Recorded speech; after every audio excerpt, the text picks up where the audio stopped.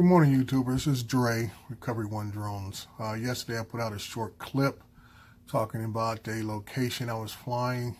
Today I'm going to show you on AirData, which is a program I use to help manage all of my flights, my battery usage, drone usage, and so forth. What you see here is the flight I took on the 29th. Same location I was at yesterday. You see there in the map, you see the flight grid that was flown and the details. You see the date, the time, the name of the aircraft, flight time on this section, 7 minutes, 50 seconds, takeoff battery 99%, landing battery 71%. At the bottom box, you see the type of aircraft used, Phantom 4 Pro. It tells you what type of tablet or phone you're using, iOS, and I was using Drone Deploy version 4.51.0. The reason why I'm showing this, it maybe help identify when I was talking about split airspace. This part of the map right here is under controlled airspace, classified as Class D airspace out of the San Bernardino International Airport. We're actually about, I would say, 6, 7, I mean right on board of 6 to 5 miles, but this part of the facility is under that airspace right here. And I want to take point to those who do commercial work. You see where my home point is, my takeoff and home point is off the property. And there's reasons for that, why I fly off property, and mainly is for better connection with the drone, because as you see in the picture, there are structures there on this site, a few of them. And if you're on the site and you're close to one of these structures, it could block your signal and cause you to have other issues. So if you're further away, just like you say, the linear visual sight of the aircraft helps you maintain that signal. This area that I'm flying in has a lot of power lines, a bunch of power lines that you're able to see on the map. What I'm going to flip to now is the other side of the map. This is the larger side, which is in Class G airspace. You get the same information on the side. This flight time took 14 minutes, 18 seconds. Another battery takeoff 99%, landed at 48%. Same drone, same software, iOS. And you look and you see where my takeoff and landing location is at, off property, which allows me to have a continual visual line of sight on the aircraft as it flies its pattern, which is always key.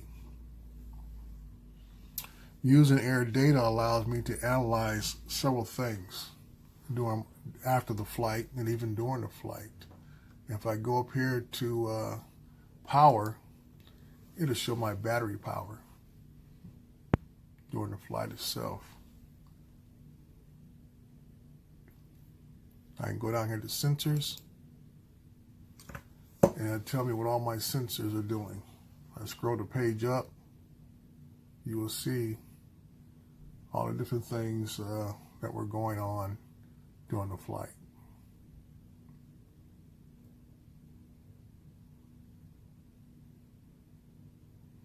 As you notice, the further away was also, that shows a reduction in signal right there.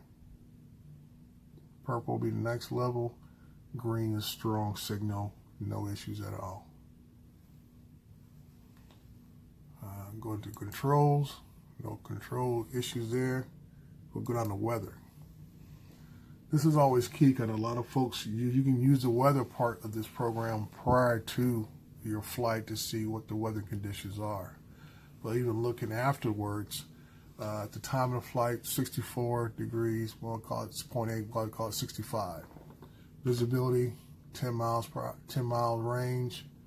Humidity was 70%, direct wind direction, and it says here 3.5. Okay, that's the basic stuff you get with most programs. Down here at the bottom, if you can see, it will tell you sunrise and sunset. So those you guys who like to do sunrise and sunset shots, this will tell you what it is local time wherever you're at. Your KP index. This right here is also very important. People don't understand this, but it tells you as far as how the weather will affect your connectivity. And usually it tells you, it gives you a little chart at the bottom, 0 to 4, green, generally safe to fly. You go above 4 to 6, may experience minor GPS issues, and so forth. And the higher you get on that area, it'll tell you unsettled, active, stormy, major storm. In-flight wind. This is why I tell people that it's the difference in what you feel on the ground, because when you're on the ground, you may have structures that block wind. You may be below a grade area where you have surrounding things that are blocking the wind also. So you don't feel the wind may be as strong, but you gotta realize you're flying at altitudes like this flight's at 200 feet.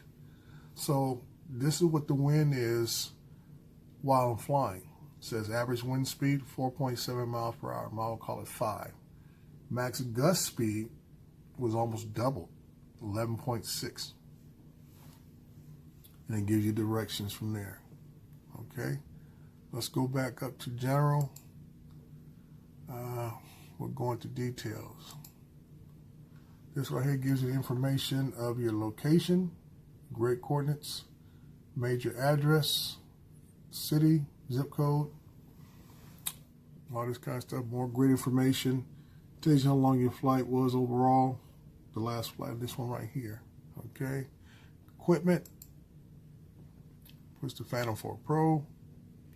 Notifications. Right here. And as you see, you got different little notifications marked, battery usage along the flight. You go down to the chart. It'll tell you a little more detail what you're in.